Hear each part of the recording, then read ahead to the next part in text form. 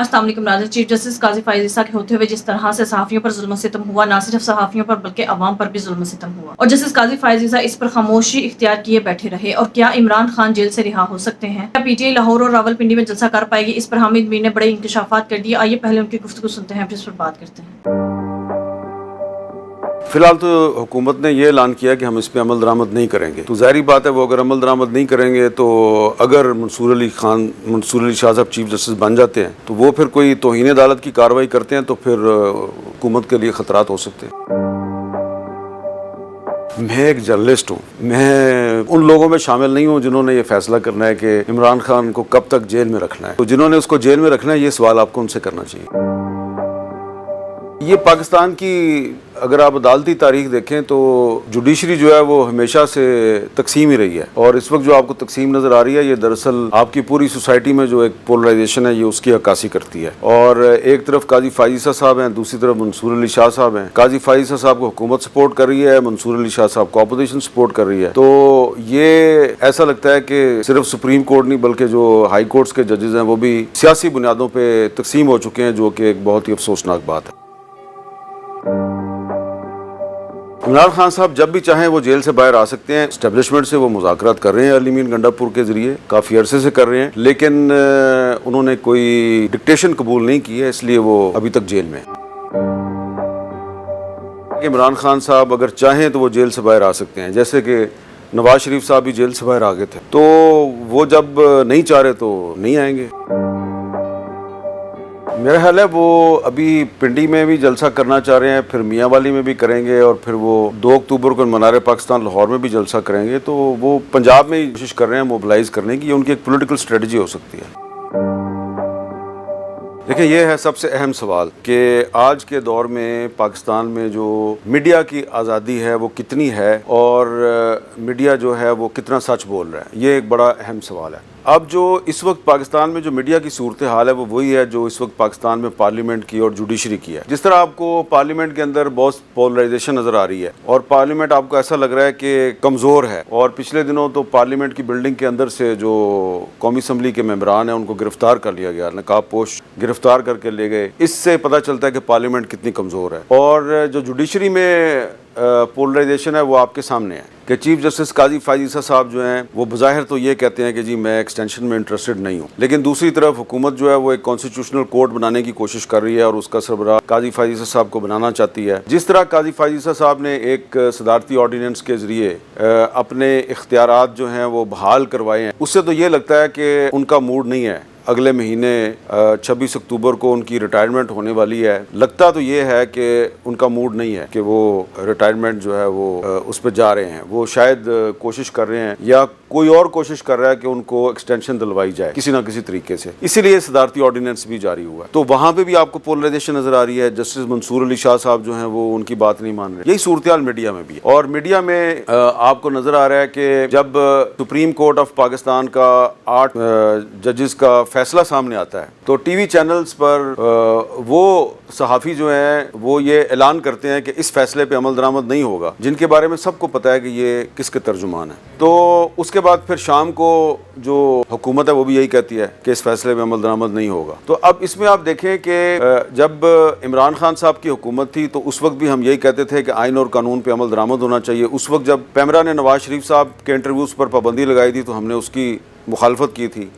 अब शहबाज शरीफ साहब की हुकूमत है, अब इमरान खान की तस्वीर या उनका क्लिप चलाने पर या उनकी तस्वीर दिखाने पर या उनका बयान चलाने पर पाबंदी है, हम उसकी भी मुखालफत कर रहे हैं। लेकिन एक फ़र्क है कि इमरान खान के दौरे हुकूमत में ये जो पाबंदियाँ थीं ये पैमरा के ज़रिए लगाई जाती थीं, और बाकायदा एक पैमरा एक ऑर्डर जारी करती थी, और फिर हम उस ऑर्डर को कभी इस्लामाबाद हाई कोर्ट में कभी कहीं पर चैलेंज करते थे। तो जो कुछ भी होता था वो ब्लैक एंड वाइट में हमारे सामने होता था। इस दौर में जो पाबंदियाँ हैं, जो सेंसरशिप है, ये गैर एलानिया है। पैमरा कोई ऑर्डर जारी नहीं करती, कोई अदालत ऑर्डर जारी नहीं करती, बस कहीं से टीवी चैनल्स और अखबारात की मैनेजमेंट को फ़ोन किया जाता है और फिर उस फ़ोन की बुनियाद पर काम चलता रहता है। अब इमरान खान की तस्वीर या उनका क्लिप जो है वो आप कोई टीवी चैनल नहीं दिखाता। इस बारे में पैमरा को कोई ऑर्डर मौजूद नहीं है। और जब हम कहते हैं जी कि ये एक गैर आइनी इक़दाम है और हमें ڈکٹیشن قبول نہیں کرنی چاہیے تو کہا جاتا ہے جی کہ یہ جو ہے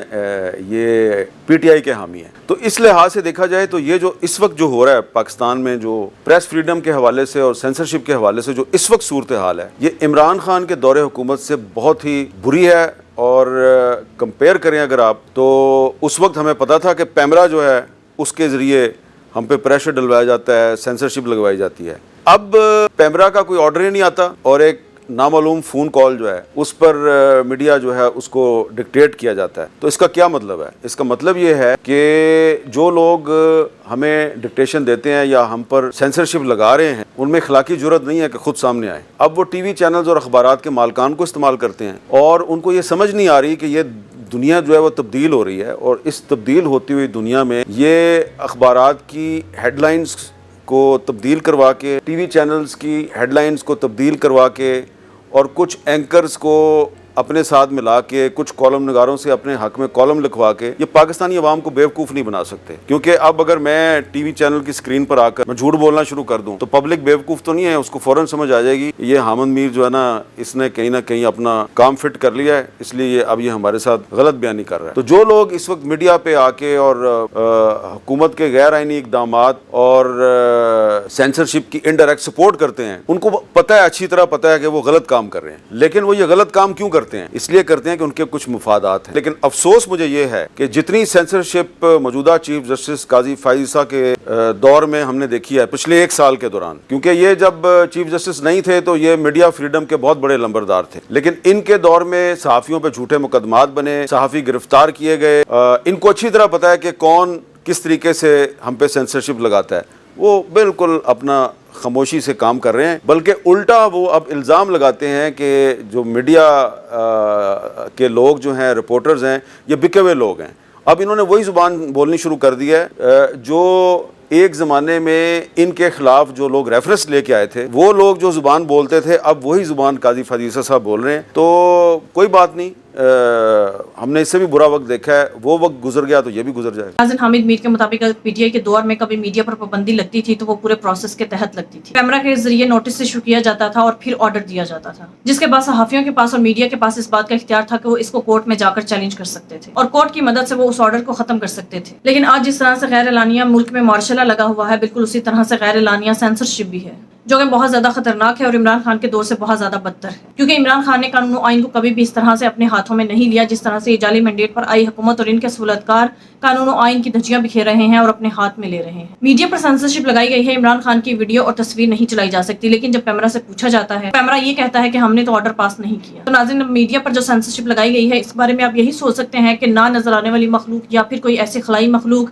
جس نے میڈیا پر پابندی لگا دی ہے اور میڈیا سے بلکہ عمران خان کی ویڈیو اور تصویر کو ہی غائب کر دیا ہے، کیونکہ پیمرا کی طرف سے آرڈر پاس نہیں کیا گیا. اور جب یہ لوگ عدالت میں جاتے ہیں تو عدالتیں کہتی ہیں کہ اس پر کوئی پابندی نہیں. ناظرین، حامد میر کے مطابق ٹی وی مالکان کو ایک کال آتی ہے جس میں انہیں ڈرایا دھمکایا جاتا ہے، ان کو پریشرائز کیا جاتا ہے کہ اگر عمران خان کی تصویر چلائی گئی یا تم لوگوں نے میڈیا پر سچ بولا تو تمہیں اس کا انجام بھگتنا پڑے گا. تو پھر اسی وجہ سے ٹی وی مالکان اور میڈیا کے لوگ مکمل طور پر ڈر جاتے ہیں اور پریشر میں آ جاتے ہیں. اسی وجہ سے وہ مکمل طور پر حقائق بیان نہیں کرتے اور ٹی وی پر وہی خبریں چلائی جاتی ہیں جن کا انہیں حکم دیا جاتا ہے. ناظرین، حامد میر کے مطابق یہ بڑے دکھ کی بات ہے کہ جسٹس قاضی فائز عیسیٰ جو آزادی رائے کے بڑے علمبردار بنتے تھے، جو قانون و آئین کے بہت بڑے ٹھیکیدار بنتے تھے، آج ان کے دور میں ان کے ہوتے ہوئے قانون و آئین کی دھجیاں بھی بکھیری جا رہی ہیں اور ان کی طرف سے کیے جانے والے فیصلے کو بھی امپلیمنٹ نہیں کیا گیا. صحافیوں پر بھی ظلم و ستم ہوا، عوام پر بھی ظلم و ستم ہوا، لیکن وہ اس پر خاموش تماشائی بنے رہے. الٹا وہ صحافیوں کو ہی بدنام کرنے پر تلے ہوئے ہیں کہ صحافی بکاؤ مال ہے اور بکنے کے بعد یہ سچ بولنے لگتے ہیں. ناظرین، جسٹس قاضی فائز عیسیٰ کے ساتھ جو صحافی ہیں جو ان کے چاپلوسی کرتے ہیں یا جو ان کے مفادات کے مطابق بولتے ہیں، جسٹس قاضی فائز عیسیٰ انہیں کبھی بھی ٹارگٹ نہیں کرتے. وہ ان لوگوں کو ٹارگٹ کرتے ہیں جو پی ٹی آئی کے حق میں بولتے ہیں یا پھر سچ بات کہتے ہیں. اس کا مطلب تو یہی لگتا ہے کہ جسٹس قاضی فائز عیسیٰ کے دل میں ابھی بھی پی ٹی آئی کے لیے کوئی انتقام یا اس طرح کی کوئی بات ہے جس کی وجہ سے وہ اتنے بڑے منصب پر فائز ہونے کے باوجود